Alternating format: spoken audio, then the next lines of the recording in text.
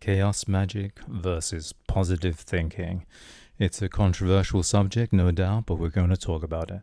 I'm Angel Millar. I'm the author of The 3 Stages of Initiatic Spirituality, Craftsman, Warrior, Magician, and the upcoming Path of the Warrior Mystic, Being a Man in an Age of Chaos. And that latter book will be released in November 2021, so just a few weeks from now. So, okay, why do we want to talk about chaos magic and positive thinking? Now, of course, by positive thinking, I know I've said it before, but let's just say it again. Positive thinking, we're talking about this belief where the thoughts of the individual, the beliefs of the individual can affect reality in itself. And this is something that it shares with chaos magic, which of course is a very modern, contemporary approach to the esoteric, to use a more controversial word, the occult, and it has very definite differences to more traditional forms of magic, such as grimoire magic from the medieval period, as we might expect, of course. But chaos magic, like positive thinking, the so-called mind metaphysics movement or new thought movement, also believes that the mind itself or the intention or one's beliefs can directly affect reality, can directly shape reality. Now, this belief that our thoughts, our beliefs, our ideas, our preconceptions, our emotions, what we put our emotions into, can somehow change reality or affect reality, in a sense, relies on the idea of what's sometimes called panpsychism. This idea that everything has a kind of consciousness, or that consciousness is not something that's just in the brain, that the universe, the cosmos, existence itself is permeated by a kind of consciousness, and our consciousness therefore is part of that and can shape it. It's a kind of layer. There's a physical reality layer, and then there is the layer of consciousness. And just as we can shape the physical layer through physical actions. For example, if I want to get stronger, then I can work out, and the physical action of working out, lifting weights, for example, will make my physical muscles stronger. But with the layer of consciousness, the idea is that my thoughts alone can somehow enter into this great mind, which is permeating the universe, or these different sort of consciousnesses that are permeating and throughout the universe. Now, we don't need to get into whether each thing has its own consciousness or whether there's just one consciousness. As for example, you might think of this sort of mystical state where all is one, samsara is nirvana, or the idea of entering into that mystical state of what the Sufis would call irfan, or what we might call gnosis, the Greek word for knowledge, but now often applied, or most often applied to mystical experiences where there's a sense of being absorbed in Godhead or deity, or the Christian idea of unio mystica with God, the mystical union with the divine. Now, let's just step out of that sort of more mystical tradition and back into chaos magic and positive thinking. So we have this idea in both of these modern traditions that somehow our consciousness, our thoughts, our intentions, maybe our emotions, can somehow affect reality itself, kind of shape the consciousness that permeates existence, and therefore can have an effect on existence itself. And so if we want something to happen in our lives, according to the positive thinking movement, we can visualize that thing, we can invest our emotions in it. We might want to do that every day, maybe once a day, maybe 3 times a day, morning, noon, and night, let's say. And by doing this, constantly visualizing this and investing our emotions in it, then the universe, the cosmos will respond to our wishes and will sort of make the transition to this desired state a smoother journey, let's say, and coincidences will occur that facilitate that transition to our desired state of life. Now, one of the differences between positive thinking and magic is that magic has this whole complex kind of aesthetic, and that aesthetic can be decorative in a sense, but it can also be an integral part of the practice. For example, with various rituals which may be passed down from antiquity or can be created by the practitioner, him or herself as well. And of course, there are all these things that go along with that. Symbols, which can be very abstract, which positive thinking doesn't have. Regalia, paraphernalia, most obviously would be candles, but it can be other things as well, of course, of various complexities. Talismans would be an obvious example. Now, is there any overlap between chaos magic and positive thinking? These tend to be very, very separate. I think it's true to say that most occultists don't even really know anything about the positive thinking movement, and vice versa. Someone who's into positive thinking, mind metaphysics, usually doesn't know anything about the occult, even though those people are very sort of spiritually orientated. They probably read Deepak Chopra or someone like that, do some yoga, that kind of thing. They typically don't know about the occult. Now, you will find occasional references to positive thinking in occult books. Now, most noticeably, Frater U.D. in his Secrets of Western Sex Magic talks about the use of affirmations and suggestions, which is very much a part of the positive thinking modus operandi. And he suggests that these can be used prior to more complicated ritual work. So he incorporates the real substance of the positive thinking movement into magic, into his magical tradition, let's say.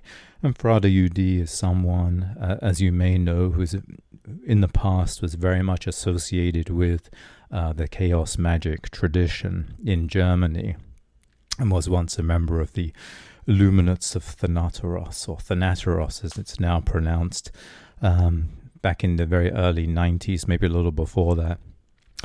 Now, again, Israel Regardie, not a chaos magician, of course, but really the refounder, the reviver, we might say, of the tradition of the Golden Dawn, at least popularly speaking. I know that there are people who claim to have practiced it and inherited it elsewhere, but Israel Regardie mentions Neville Goddard in his The Romance of Metaphysics, and Neville Goddard is one of the pioneers of the positive thinking movement.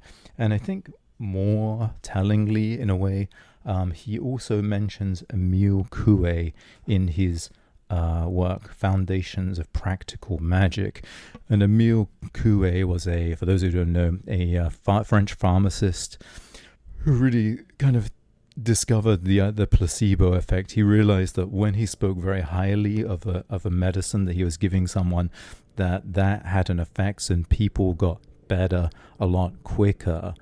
So he realized that the mind was a factor in health, in remaining healthy or overcoming sickness. And of course, by extension, the mind was a very powerful factor in whether we achieve our desires, become who we should be, or whether we hold ourselves back. Now, again, we're not going to get into Coué's philosophy, but the fact that he's mentioned in Israel Regardie's Foundations of Practical Magic, I think, is extremely significant. And there are many things in that book that are quite fascinating. It's clearly a book that's influenced by Zen Buddhism, Jewish Kabbalah, Christian Kabbalah, Hinduism, and even hypnosis. And in a sense, what he's defining as magic is this kind of East meets West tradition of the mind. And I think that's very much overlooked when we think about magic, which is a very controversial and, in a sense, quite a frightening and uncomfortable term for many people. Now let's talk about one big difference between modern magic, or chaos magic specifically, and the positive thinking movement. Now we have already mentioned that both of these traditions, these modern traditions, believe that the mind, the consciousness, the intention, investing emotions in a specific idea, which might be visualized, for example, over and over again, that this can in itself shape reality and change circumstances for the individual. So in that sense, both chaos magic and positive thinking are very much aligned. Now, chaos magic itself differs from, let's say, grimoire magic or the Golden Dawn or other traditions of magic which came before it, in that it perceives the mind to really be, in a sense, the ultimate factor, or at least a much, much more significant factor than these older traditions, as we should expect, of course, because with really the development of psychology or psychoanalysis with Jung and Freud, of course, it's obvious to us today because it's really how we think about the world and about ourselves. But in previous times, the mind was not as significant. The grimoire tradition of the medieval period, which would be, in a sense, Christian, or would perceive itself to be Christian, would believe that, let's say, spirits or angels or demons have independent existence and are real things in and of themselves.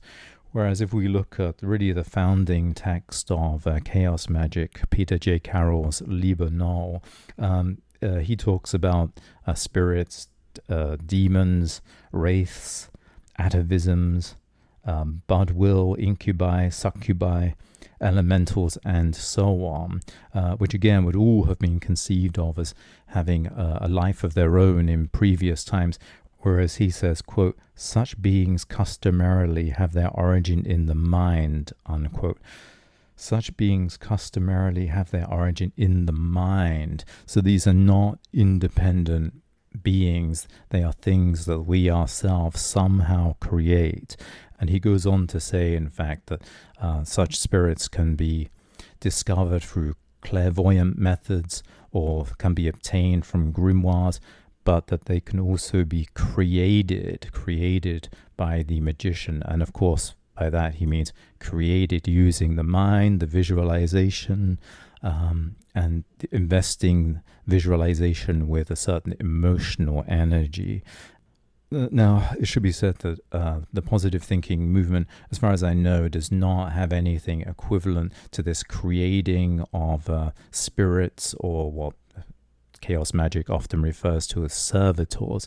And why should one want to create them, or why should they even be a consideration? Well, according to Carroll, these can be more complex and they can carry out complex functions. What, in effect, the individual is doing is creating a kind of thought form or psychological complex, which is not specifically simply focused, but is able to be adaptable. So instead of imposing one's will or desire on reality by infusing this sort of great consciousness, or the consciousness that permeates reality itself, imposing one's own consciousness on it, or infusing one's desire into that, instead one creates a kind of intermediate and a kind of in-between, which develops and has a kind of autonomy, which can do more complicated things. Now, I'm not suggesting that you should rush out and try to create servitors or anything like that, but I really wanted to discuss this very interesting idea. We rarely hear it talked about in an intelligent way, and hopefully you'll think I've managed to do that. I'll be speaking more about the mind, consciousness, altered states of consciousness, and so on, again very soon. until then, I'd ask you to check out my website, angelmillar.com, ANGELMILLAR.com. I'm regularly posting articles on the mind, consciousness, hypnosis, self-development, and other subjects to help people improve their lives and expand themselves in positive ways. Well, until next time, thanks very much.